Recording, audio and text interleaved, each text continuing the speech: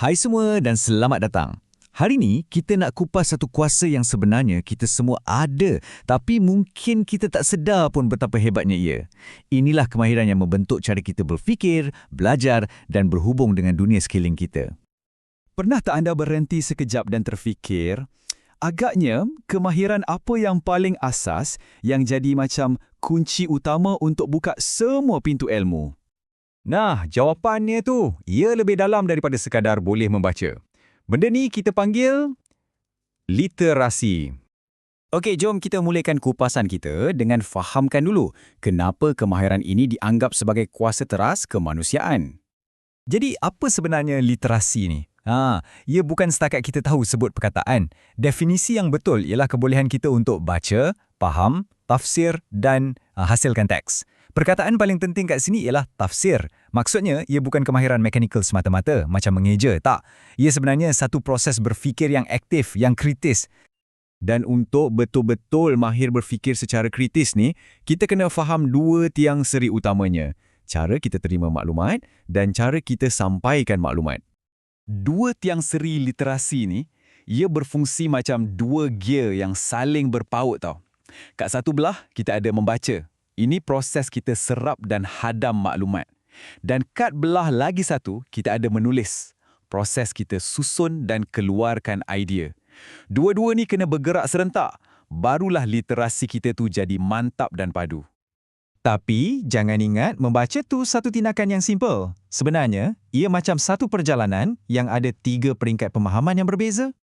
Jom kita tengok 3 peringkat ni satu-satu. Mula-mula peringkat literal. Ini bila anda baca ayat, langit mendung dan anda faham maksud perkataan tu. Senang kan? Lepas tu kita naik ke peringkat inference. Ini bila otak anda mula proses. Langit mendung, mungkin nak hujan ni. Dan yang paling tinggi, peringkat kritis.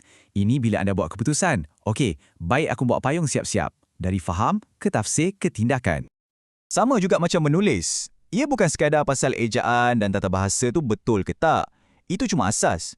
Matlamat utama dia sebenarnya ialah untuk kita susun idea kita dengan begitu jelas, begitu teratur, sampailah orang yang baca tu boleh faham terus, tanpa pening-pening kepala.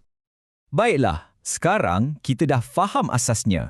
Jom kita tengok pula bahagian yang paling best. Macam mana penguasaan kemahiran ni boleh cetuskan satu kesan domino yang sangat meluas. Hanya satu kemahiran, tapi percayalah kesannya tu bercabang ke setiap ceruk hidup kita. Dari dalam bilik darjah sampailah ke tempat kerja, malah ia membentuk cara masyarakat kita berfungsi secara keseluruhan. Cuba kita bayangkan seorang pelajar, bila literasi dia power, bukan subjek bahasa Melayu je dia skor, subjek macam matematik dan sains pun jadi lebih mudah. Sebab apa? Sebab dia boleh faham soalan-soalan yang kompleks. Dan bila dia faham, keyakinan diri dia naik. Dan dari situlah, lahirlah minat untuk belajar sendiri tanpa perlu disuruh-suruh. Okey, sekarang kita tengok dari mata seorang guru pula. Bila anak-anak murid dia celik huruf, kerja guru tu jadi jauh lebih efektif tau. Guru boleh fokus untuk rancang pengajaran yang lebih mendalam, bukan habiskan masa betulkan kesilapan-kesilapan asas je. Mereka juga boleh nampak dengan lebih jelas kat mana sebenarnya pelajar tu sangkut dan terus bagi bantuan yang betul-betul kena pada sasarannya. Dan bila kita zoom out, tengok pada skala yang lebih besar, impaknya sangat menakjubkan. Masyarakat yang celik huruf ni, dia jadi satu masyarakat yang boleh berfikir secara kritis, tak mudah ditipu, tak mudah terpengaruh. Malah, jadi lebih inovatif. Ini secara tak langsung akan pacu kemajuan ekonomi dan sosial sambil bantu rapatkan jurang pendidikan antara kita semua. Jadi, mesti anda tertanya-tanya kan, macam mana kita nak bina kemahiran yang maha penting ni?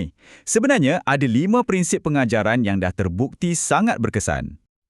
Prinsip-prinsip ni macam acuan dia lah. Pertama, berperingkat. Ajar dari yang senang dulu baru pergi ke yang susah. Macam naik tangga. Kedua, bermakna. Aktiviti belajar tu mesti ada kaitan dengan hidup sebenar pelajar. Barulah ia melekat.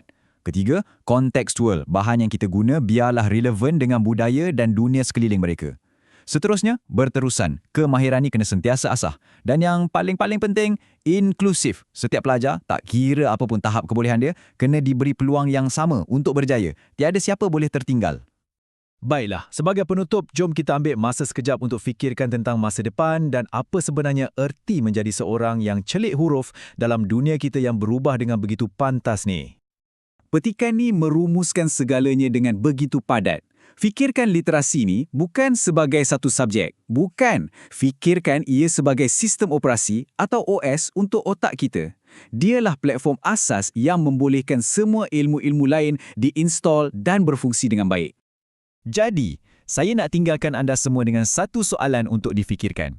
Dalam zaman AI dan maklumat di hujung jari ni, di mana jawapan boleh dapat dalam sekelip mata, adakah kemahiran literasi yang mendalam ni jadi makin kurang penting? Ataupun sebaliknya, ia menjadi jauh lebih penting daripada sebelum ni? Fikir-fikirkan.